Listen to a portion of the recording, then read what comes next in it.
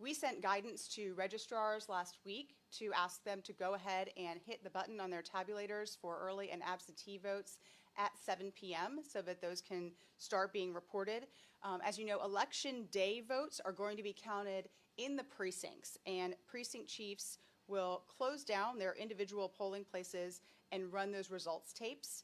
Of course, as I said, they must first allow anyone who is standing in line at 7 to go ahead and vote. We're making every effort this year to provide results as quickly and efficiently as possible, but we also want to ensure that those results are accurate. One note, this year's ballot, this type of election that we're having, is the longest ballot that we have in Virginia, simply because it includes all 140 members of the General Assembly as well as local offices. It will include boards of supervisors, school boards, Commonwealth's attorneys, sheriffs, commissioners of the revenue, and the clerk of court, which only comes up once every 8 years. All of those will be on people's ballots if they're in a county.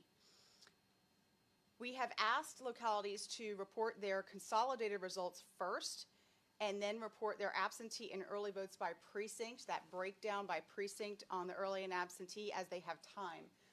Under state law, you do not have to report those absentee by precinct results until 7 days after the election, but you will see the consolidated results. So I'm going to go through a brief slideshow that shows you some of the information about how results are going to be posted tonight.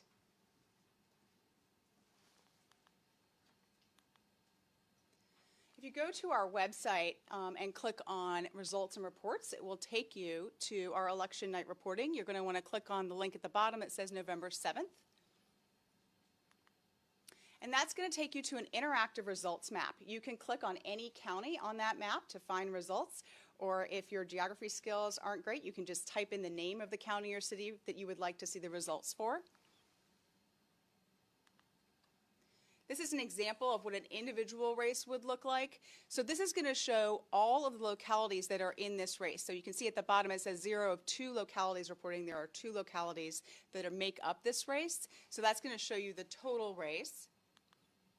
You can also go by locality and type in the county and see the results for that county. There are 5 types of results that you're going to see when you click on the votes by method, which is this box right here. It's going to show you early voting, election day, mailed absentee, provisional, and post-election.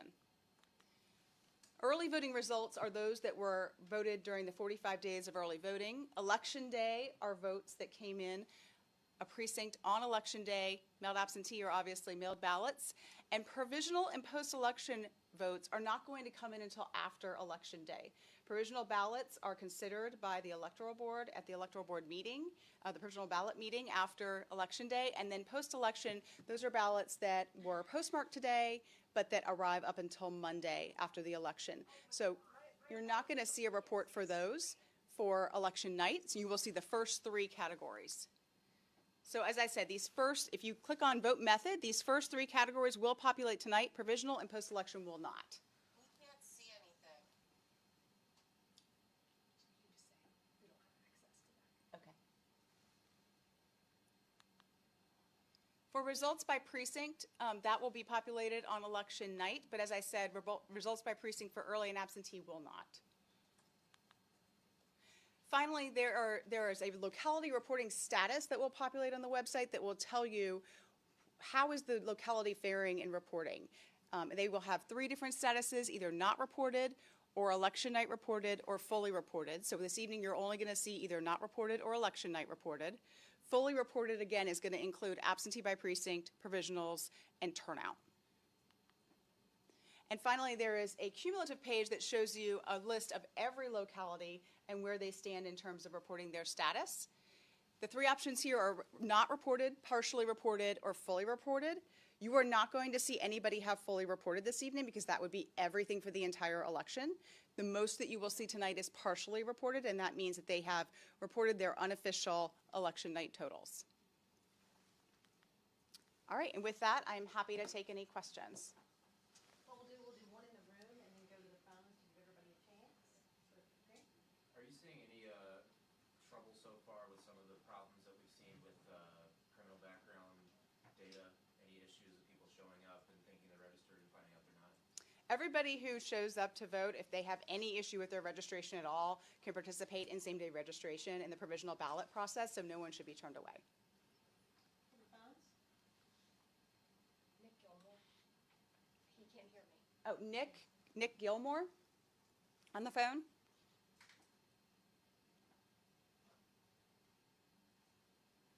Okay. Christine Cassidy. Christina Cassidy on the phone?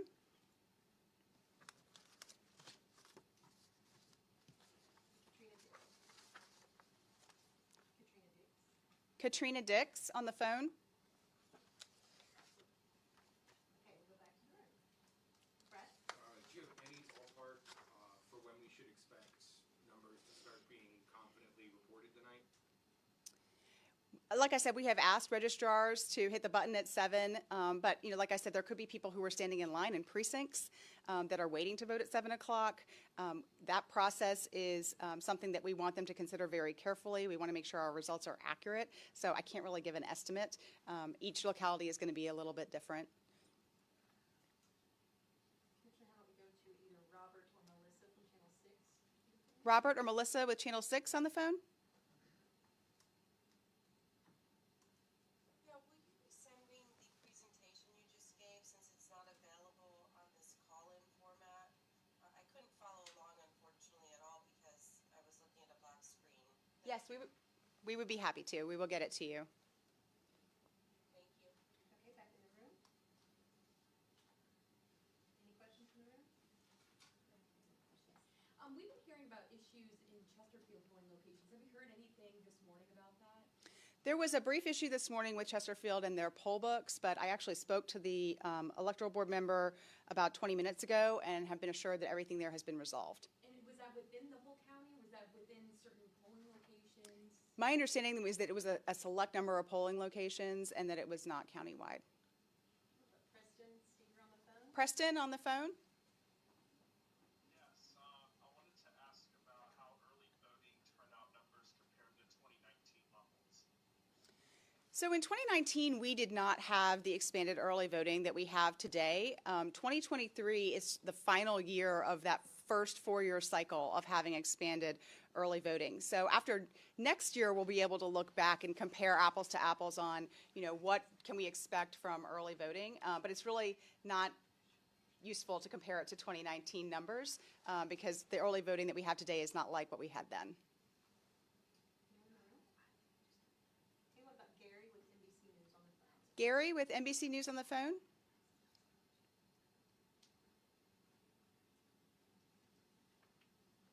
We have Max Goins? Max Goins on the phone? Hi. So in the areas that are receiving or that do receive a high number of write-in votes, will that affect the timing or how those votes are reported? That's a great question. So write-in votes are going to be reported in total this evening. The electoral board has to look at the individual write-in votes during the canvass. So it's going to be a little bit of a delay in those, in determining those. What, Julie Carey on the phone? Julie Carey on the phone?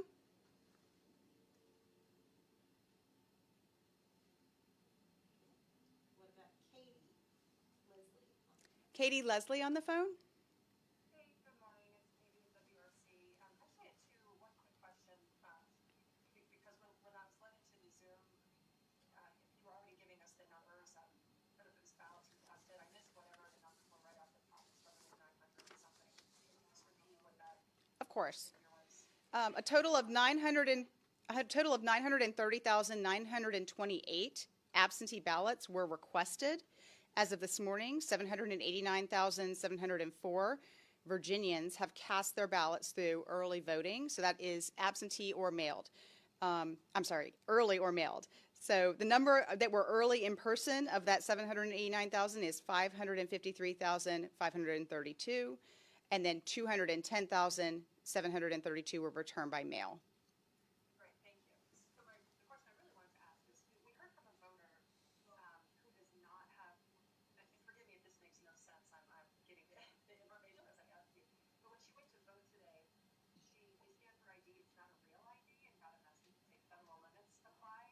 And she thinks that she was ultimately able to vote, but she was told the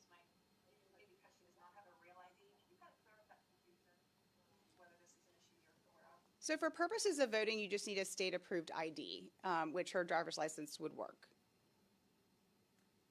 What about Matt Glassman on the phone? But is that what typically would happen if you don't have a real ID, that there would be a message that says, federal limits apply? I don't believe that would be an issue. I know sometimes if you have registered and it is the first federal election that you are voting in, you need to show an ID, but I would need to know some more information about her particular case. Okay, I'll sidebar. In the end, she was able to vote, but the election judge hadn't seen that, so agreed to cause some confusion this morning, but she was able to vote. That's it for me, thank you. And you said Matt Glassman? Matt Glassman? Matt Glassman on the phone? Okay, anyone else in the room? All right, thank you, everyone. We will be back at 8 o'clock with a press briefing after the polls close. Thanks so much.